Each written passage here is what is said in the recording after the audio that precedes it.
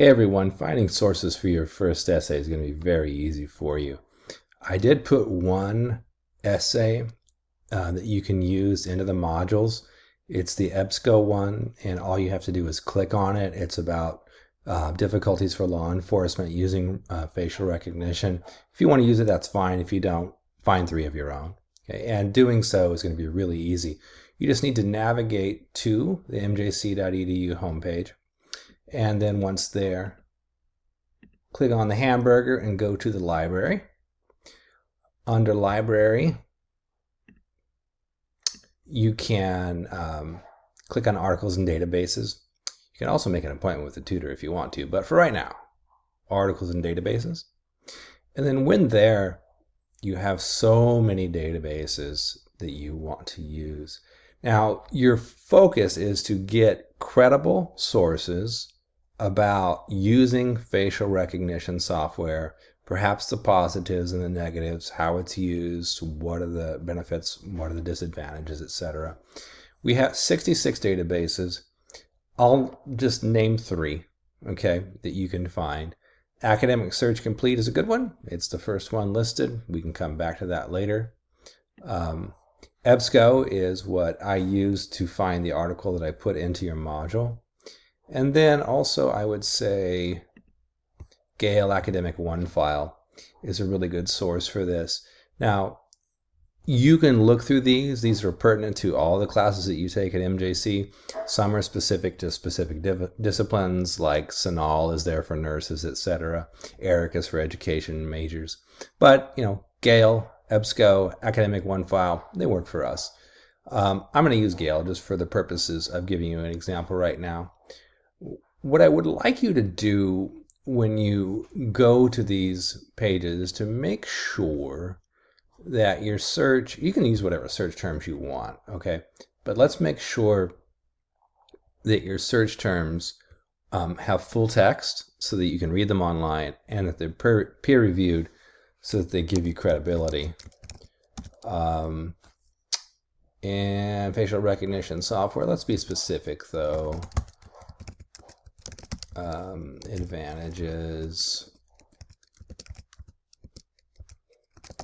and disadvantages. Let's see if anything like that comes up. I don't know. I haven't done this yet. So we're just going to search. Okay. Now, we are definitely going to limit. We have 20,000 articles. We don't want to do all of those. We'll see that 322 are in magazines, but we're going to look at academic journals for ours, because those are more credible. We're going to go to full text for sure. Okay, we already have that highlighted. And then we are also going to click over here on the right-hand side and make sure that they're peer-reviewed. And that's going to reduce it quite a bit. Now, what you find in here, completely up to you. Okay, 20,000 is a lot to look through. A lot of these seem to be about the software itself. So maybe, okay, I can focus on something to do with police or law enforcement in my search. That's just a good idea. Let's go back and let's look at facial recognition software and then law enforcement. All right, let's see what we come up with, if it's anything better. Yeah, that's a lot better, right? We have, instead of 4 billion, we have 26, right? And we're going to reduce it when we go to the peer-reviewed articles, so it went down to 17. So if I were you, I would look through these, especially this one would be a really good one for you. The ethical application of biometric facial recognition technology. Ethics is a big part of the debate about whether or not we should use facial recognition. Okay. Others, it just depends on what direction you want to go. Trustworthiness in AI, what are the metrics, etc. Facial recognition AI, etc. If that's of interest to you. But you don't have to go through 20,000. You can probably just go through 17 or 24, depending on what you look for. So once again, I use Gale Academic OneFile for this. I did facial recognition software for law enforcement. That's what we came up with. We want to make sure we go with full text, which is already clicked, but then go to peer reviewed so that they're credible.